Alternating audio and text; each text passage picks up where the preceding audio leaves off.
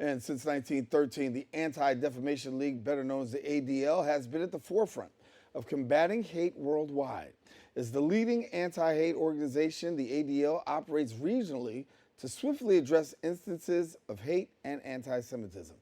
Dedicated to confronting all manifestations of prejudice, engaging with elected officials, and educating teachers, children, and collaborating with law enforcement to create a more inclusive society. Joining me now to share more about the ADL New York, New Jersey, and what they're doing to combat hate in our area is Regional Director Scott Richman. And Scott, good to have you. Thanks so much for having me. Glad to have you back. And when we talk about the work that's going on, obviously, I know you got your hands full, but when we talk about what's happening around the country and even around the world, let's talk more locally. We're seeing a rise in, extremism. A lot of people are really taken aback by the extremism that's really rearing its ugly head. What are we doing right now, and what are you doing to really address this issue from the ADL perspective? Yeah, unfortunately, we've seen a rise in extremist activity on both the left and the right. ADL has been tracking extremists and disrupting extremist activity really for decades. We have something called the Center on Extremism. Our Center on Extremism has threat intelligence analysts who follow these bad actors. We do supply tips to law enforcement when we see threats out there, especially on social media. Very important part of our work. And we are also an educator. We put out a great deal of information on extremist groups. You can find it on our website, adl.org. So, for example, groups like the Patriot Front that's active in this region, or the New Jersey European Heritage Association. These are white supremacist groups that are active. You can find backgrounders there. You can find on our website a hate symbols database. So there are many hate symbols, and unfortunately, hate symbols continue to grow. We get new ones all the time. So law enforcement constantly uses our hate symbols database to decode what they're seeing. Unfortunately, I spent 3 days in Buffalo following the Top supermarket tragedy. I went up there on Saturday night as soon as I heard what had happened. I went there first and foremost to show my solidarity with the Black community who had suffered such a horrific tragedy. But I also went to brief law enforcement. And one of the things we briefed law enforcement on was the meaning of the etchings on the gun. So the gun that was used, you may not know, had many symbols on it, and our Center on Extremism had decoded that and was helping law enforcement understand what they were. Some of them were symbols which harkened back to prior episodes of extremist murders. So really very, very important. So ADL is out there really on the front lines in fighting extremism. I can talk much more about it, but that's a quick overview. Yeah, I mean, I want to stay right there for a second because I think it's pretty huge, the fact that you can assist law enforcement in really seeing and dealing with this, because this is something that you deal with on a much broader basis and a much more daily basis than sometimes law enforcement does. So talk about that relationship with law enforcement and how you guys have been able to actually work that out, where you've been, a credible messenger and a trusted partner. Yeah, I mean, our law enforcement needs a criminal predicate. And this is stated in the Constitution, criminal predicate to follow bad actors. So we don't need that. We're a nonprofit organization, and we can follow bad actors as we choose. So we've developed relationships with law enforcement over the years as a trusted partner, providing intelligence. We're really the intelligence arm of the Jewish community. We're a Jewish organization, but a Jewish organization that fights all forms of hate and extremism, believing deeply that you can't just fight against one form of hate and not others. So we certainly founded to fight against persecution of Jews, anti-Semitism, but we fight all forms of hate. So our relationship with law enforcement is deep, and it's not just about providing intelligence. It's also, of course, having that relationship in place when there are acts of hate, acts of anti-Semitism. So, for example, we work really closely with the New York, the NYPD Hate Crimes Task Force, very important part of the fight against hate. in this city. It's really a model for other cities. This is a very large task force and one that's extremely active in fighting against hate. We also are the largest non-governmental provider of education programs to law enforcement. We're talking here about anti-Semitism, extremism, hate crimes. These are topics that we offer modules regularly to law enforcement. A very important part of our work. So it really goes both ways. We need that relationship in order to fight hate, but we're also providing a valuable service to law enforcement. In fact, ADL New York, New Jersey was recently honored by the FBI. Each year, the FBI director, in this case, Christopher Wray, national director, gives out something called the Director's Community Award. It's given to one nonprofit or a civil organization in a region where an FBI office is located. There are 56 offices of the FBI. So each office could nominate one organization. And FBI Newark nominated ADL New York, New Jersey this year, and we received it. And I was really honored to represent ADL at FBI headquarters receiving this award. And it's because of that deep relationship and, unfortunately, a series of incidents in New Jersey that we dealt with last year that brought us into very close contact with the FBI.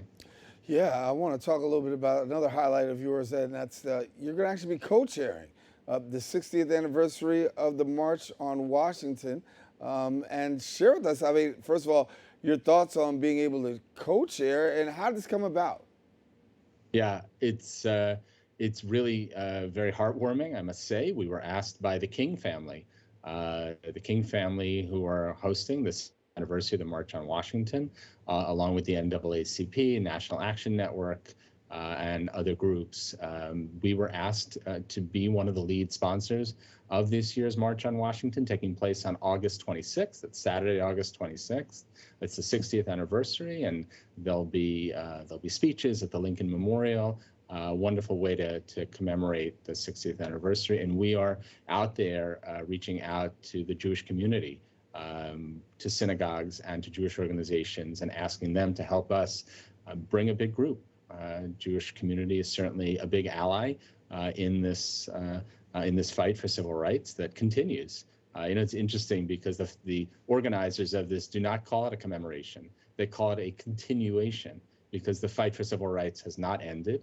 We're continuing that battle 60 years later, and ADL and the Jewish community are certainly strong allies. So we're very honored to be a part of that, and we are looking to bring the Jewish community out in force. And actually, since it's a Friday night, Saturday arrangement, we are many observant Jews observe Shabbat on those days. We are making special arrangements for that because we want to make sure that everybody feels included and can be a part of this special event. Yeah, so how's that going to happen in terms of with Shabbat happening, and talk about what's going to happen during that time, because it is going to be a very special time, but also it's it runs up right against the clock. Yeah. No, I think we're making arrangements for synagogues that are close by and kosher food, and a big Shabbat dinner on Friday night at a nearby hotel. So lots of ways that we're making people feel included. I think it's going to be a really very special event. There's going to be remarks from the King family. Certainly, our CEO, Jonathan Greenblatt, will be speaking, and Reverend Al Sharpton, different leaders in the Jewish community and in the Black community for sure. Most of the partners are from the Black community, but interestingly enough, there's a broad spectrum of partners. Unidos from the Latino community.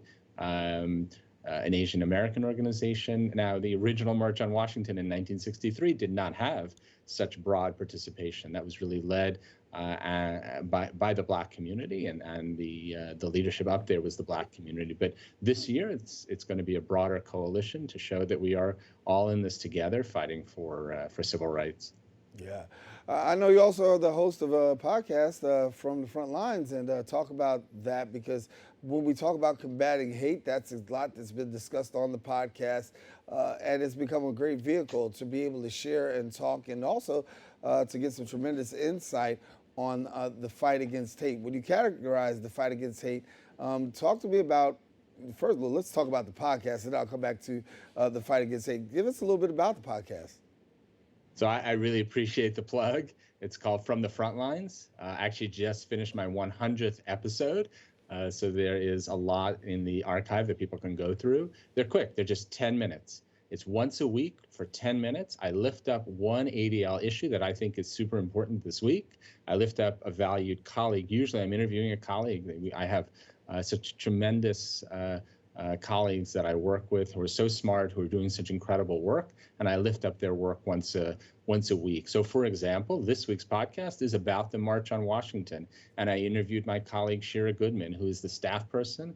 I asked her similar questions to what you asked me: what's going to happen? How do we get involved? All these kinds of things, and that's this week's podcast. Last week's podcast was about a first-of-its-kind report about attacks against the LGBTQ plus community. We've seen a tremendous rise, especially during Pride Month, June, and that's very, very troubling. So we put out a first-of-its-kind report from one of our experts in our Center on Extremism who is tracking attacks against the LGBTQ plus community. Coming up next week, it's going to be a podcast about global anti-Semitism and what we're tracking around the world. So it could really be anything. And you can find it. It's called From the Front Lines. Front Lines is one word, and it's with an S at the end, plural. You can find it on Apple, SoundCloud, and Spotify. And I hope that people will listen and subscribe to it. Yeah, Scott, you touched on global anti-Semitism, or I could say global anti-Semitism, and the fact of the matter is, when we look at across the world, there are so many people who are trying to do the right thing, but yet and still, it seems as though these extremists and those really pushing the envelope get a lot of the attention. But from your perspective, on a global perspective, what are we seeing? Are we seeing more of an increase, or are we just seeing the fact that more is actually being broadcast? Yeah, unfortunately, we're seeing an increase. It's hard to know what was always in people's minds, but we certainly track incidents, and we've seen an increase globally. And it's not just about anti-Semitism. We're talking about an increase in hate. If you just look even at the FBI hate crimes data, hatred, racism against the Black community, Islamophobia, homophobia, certainly attacks against the Asian community, you see all of this, unfortunately, on the rise, certainly in this country and globally. Social media is a huge driver of this. It gives haters the kind of megaphone that they never had. It gives them a way to find others who share their radical views, their extremist views, and it gives them a way to find others who may not share their views but are susceptible to it. So, for example, I mentioned that I spent 3 days in Buffalo. I mean, this is the tragedy that was born in the internet. A person who was radicalized on social media, who may not have been going down that path, but was susceptible to it in some way, and ended up committing this horrific act. So for people who want to find out more, be of support, be an ally, because we could all use allies these days, particularly in the fight for good. What can people do to align themselves with the ADL, particularly in the New York, New Jersey area? Well, I'll say generally, if you want to become involved, just check out adl.org is our general website, and you can go to the New York, New Jersey section of that. We have lots of events. You can follow us on social media and amplify our important messages. We're putting messages out on Twitter, on Instagram. I'm on Threads as well, Facebook, LinkedIn. You can find me there. Certainly From the Front Lines is a vehicle for getting involved. And I'll say one other thing. We are having a very special event in the Bronx on August 20th, Sunday, August 20th. It's the Walk Against Hate.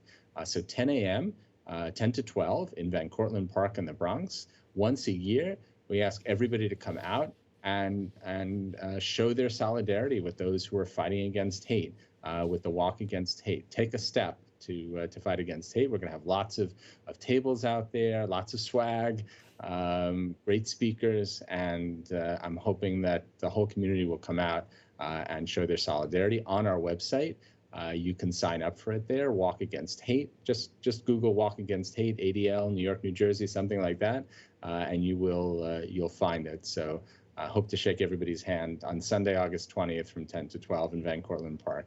Yeah, before we go, Scott, talk to me about New York, New Jersey, because here we are, of course, the Big Apple, and right there you got New Jersey. But you've got other big metropolises across. You've got Chicago, Atlanta, the West Coast, Florida, Texas. What are you seeing amongst your colleagues in the ADL? Is New York and New Jersey the hotbed right now, or are there other parts of the country that you would define as a hotbed? So ADL is an organization that's 25 offices across the country. I'm the director of one of those offices. We have an office in Chicago and in Dallas and in San Francisco and in Boston and in Florida and Washington, all over the country. And those offices are also experiencing a similar rise. Some of these issues are more regional, where, for example, in New York and New Jersey, we have a particular problem with assaults against the Orthodox community, visibly identifiable Jews. You don't have so many Orthodox Jews in these other cities, so it's not as much of an issue. But you have other issues in other locales. There is a difference, but overall, a general rise in hate across the system. We've certainly seen that. 2022, for example, was the highest year on record for anti-Semitic incidents. It was a record in New York, it was a record in New Jersey, but it was a record in many other states as well. And I will say that across the nation, if we look at all 50 states, there is no state that has more anti-Semitic incidents than New York by far, and that's been a pattern for years. New Jersey is often number 2, number 3. Last year it was number 3. It was edged out by California, and if you add in Florida and Texas, you're going to have well over 50% of the incidents. So that's often related, though, to the number of Jews who live in these places, large Jewish populations. Between New York and New Jersey, for example, you're approaching about half the Jewish population in this country. Yeah. Well, Scott, we got to leave it there. Thank you. The numbers are harrowing, but yet and still great work being done on the ground from you, and really the fight against hate, anti-Semitism. Thank you so much for being with us as always, and hopefully we get a chance to catch up when you're here in the Bronx. Yep. Thank you. Thank you so much for the opportunity. All righty. Well, we're taking a quick break. We'll be back with more here on the Social Justice Forums right after this.